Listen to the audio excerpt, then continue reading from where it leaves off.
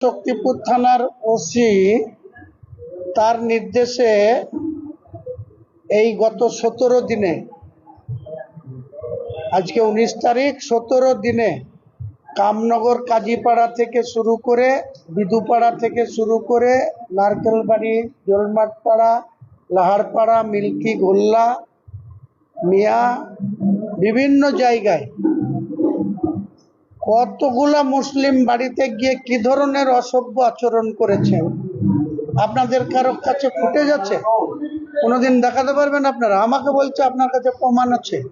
তাহলে পুলিশ এখানে গুন্ডাগিরি করছে, পুলিশ এখানে গুন্ডাদের মতো আচরণ করছে, আর পুলিশ মন্ত্রী বলছে আমি গুন্ডা দমন আইন করেছি, আমার পুলিশের গায়ে কেউ হাত দিতে পারবে না, আমার পুলিশের বিরুদ্ধে কেউ কোনো কথা বলতে পারবে না। এই বর্তমান পুলিশ মন্ত্রী বিগত সরকারের পুলিশ মন্ত্রীর বিরুদ্ধে, মমতা ব্যানার্জির বিরুদ্ধে অভিযোগ এনেছিল কি, যে 105টা 4 বছরে 105টা জায়গায় তিনি বিজেপি দলের হয়ে সভা সমিতি করতে চেয়েছিল। এই দুর্বল মুখ্যমন্ত্রী তাকে সেই সভা সমিতিগুলো করতে দেয়নি। তিনি অনারেবল জুডিশিয়ালের কাছে গিয়ে, হাইকোর্টের কাছে গিয়ে তিনি 105টা সভা করেছিলেন হাইকোর্টের অনুমতি নিয়ে।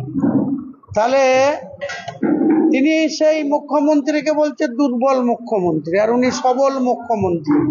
আর সবল মুখ্যমন্ত্রী, সবল পুলিশ মন্ত্রী, তার পুলিশরা নির্বিচারে মানুষের উপরে, বিশেষ করে মুসলিম জনতার উপরে, কি বারুইপুর, কি শক্তিপুর, কি রেজিনগর, রাজ্যের সর্বত্র বিগত দিনে কোথায় কি ঘটেছে তার রেফারেন্স টেনে ওখানে প্রতিদিন সন্ধ্যা হয়। আর এই পাবলিকের টাকায় যাদের মাইনা হয়, এই পাবলিকদের টাকায় যারা গাড়িতে তেল পুরে সুশাসন দেওয়া বা আইন শৃঙ্খলা দেখা যাদের ডিউটি, তারা সম্পূর্ণরূপে একটা ওসির চেয়ারে বসে নির্বিঘ্নে এখানকার মুসলিমদের উপরে অত্যাচার করছে। আর সেটা নিয়ে বলতে গেলেই তখন বলছে যে এটা ওসিকে বলা যায় না। একটা ওসি এইভাবে একটা সাংবিধানিক চেয়ারে বসে একটা সম্প্রদায়কে তোষণ করবে আর একটা সম্প্রদায়ের উপরে নির্বিচারে আক্রমণ করবে, তাদের বাপ তুলে গালিগালাজ করবে।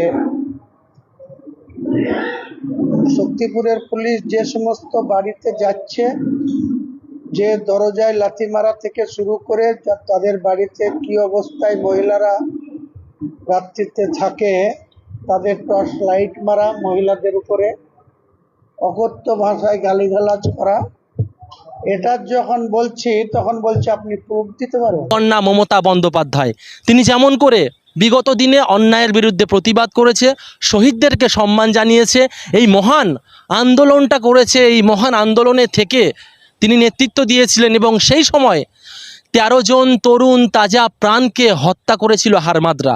তাদের বিরুদ্ধে আমাদের এই শহীদ স্মরণ, তাদেরকে দেখানোর জন্য এবং বাংলার মানুষরা এই শহীদদেরকে আজীবন মনে রাখার জন্য, আজীবন শ্রদ্ধার পাত্র হিসেবে গণ্য করার জন্য এই শহীদ দিবস আমরা পালন করি। আপনি যে বললেন 2-3 জায়গায় হচ্ছে, হতেই পারে।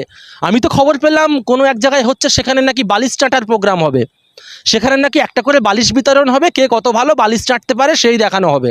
আমরা তো সেদিকে যাব না, বাংলার মানুষ সেদিকে যাবে না। বাংলার মানুষ সর্বসময় শহীদদেরকে যেখানে সম্মান দেওয়া হবে, শহীদদের জন্য যারা কথা বলে, শহীদদের পরিবারদের পাশে যারা আজীবন ছিলেন, এখনও আছে, সেই নেত্রী মমতা বন্দ্যোপাধ্যায়ের পাশে থেকে আগামী 21শে জুলাই বিড়লা প্ল্যানেটোরিয়ামের সামনে উপস্থিত হবেন। আমিও থাকছি। আমি আমার বাংলার প্রত্যেকটা জাতি, ধর্ম, বর্ণ নির্বিশেষে সকল মানুষকে বলছি, আপনারা সকলে আসুন। মমতা বন্দ্যোপাধ্যায় সেদিনে বক্তব্য দেবেন এবং আগামীর দিক নির্দেশনার তিনিই দেখাবেন। এবং যারা যারা এই বাংলার গণতন্ত্র রক্ষার জন্য যারা যারা এই বাংলার স্বচ্ছ ভোটাধিকার রক্ষার জন্য শহীদ হয়েছিল তাদেরকে সম্মান জানাতে, সালাম জানাতে বাংলার প্রত্যেকটা মানুষ যাবে। আমরাও আসছি। কে কোথায় যাবে না যাবে, কে কি বলবে, সেগুলো আমাদের যায় আসে না। মমতা বন্দ্যোপাধ্যায় সর্বসময় মানুষের পাশে ছিল, সর্বসময় গরিবদের পাশে ছিল, যুবকদের পাশে ছিল, ছাত্র সমাজের পাশে ছিল, শহীদদের পরিবারের পাশে ছিল। তাই বাংলার মানুষ মমতা বন্দ্যোপাধ্যায় সেই বিগত দিনের করুণার কথা মনে রেখে, শহীদদের প্রতি সম্মানের কথা মনে রেখে বিড়লা প্ল্যানেটোরিয়ামেই যাবে। আপনারা দেখুন না, হাজার হাজার মানুষ সেখানে উপস্থিত হবেন।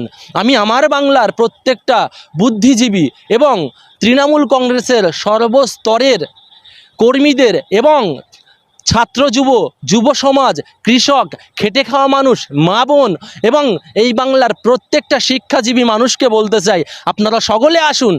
আপনারা দেখিয়ে দিন যে আগামী দিনে আমরাও গণতন্ত্র রক্ষার জন্য মমতা বন্দ্যোপাধ্যায়ের হাতকে মজবুত করব এবং বিগত দিনে যারা গণতন্ত্র রক্ষার জন্য, ভোটাধিকার সুনিশ্চিত করার জন্য, যাতে ভোটার কার্ড ঠিক মানুষের কাছে পৌঁছায়, মৃত মানুষ যেন ভোট না দেয়। কারণ বিগত দিনে আমরা দেখেছি মৃত মানুষেরও ভোট দেওয়া হয়, সেটা কারোর কাছে লুকায়িত নয়। সেই সকল অনৈতিক ভোটারগুলো, সেই সকল জালি ভোটারগুলো রোখার জন্য এবং সুনিশ্চিতভাবে পরিষ্কারভাবে ভোট হওয়ার জন্য মমতা বন্দ্যোপাধ্যায় ভোটার কার্ডের আন্দোলন করেছিল, যাতে প্রত্যেকটা মানুষ সচিত্র ভোটার কার্ড পায় এবং সুস্থভাবে ন্যায্য ভোট হয়। সেই জন্য তারা আন্দোলন করেছিল। সেই আন্দোলনে 13 জন তরতাজা প্রাণ শহীদ হয়ে গিয়েছিল। এই বাংলার তারা ভূমিপুত্র, তাদেরকে স্মরণ করে, তাদেরকে শ্রদ্ধা জানানোর জন্য 21শে জুলাই বিড়লা প্ল্যানেটোরিয়ামের সামনে আমরা আসছি। আপনারাও আসুন। চাটব্রতর কথা আপনি এখানে এনেছেন, একটা পবিত্র সময়ে অপবিত্র মানুষদের নাম নেবেন না। অভিষেক বন্দ্যোপাধ্যায় তো বাপের বেটা, তিনি বলেছে আপনারা জয়েন করুন, 1 ঘন্টার মধ্যে রিজাইন দেবে। ক্ষমতা আপনার আছে? এই যারা বিরোধী দলে গিয়েছে বলছে আমরা হচ্ছে আসল তৃণমূল, এদের ক্ষমতা আছে? লাজ লজ্জা থাকলে আসুন না। অভিষেক বন্দ্যোপাধ্যায় তো ডাইরেক্ট বলেছে আপনারা আসলেই রিজাইন দেবে। আপনারা যে বলছেন সব দোষ অভিষেক বন্দ্যোপাধ্যায়, মানলাম অভিষেক বন্দ্যোপাধ্যায়, তিনি তো বলছে আমি রিজাইন দেবো, আপনারা আসুন।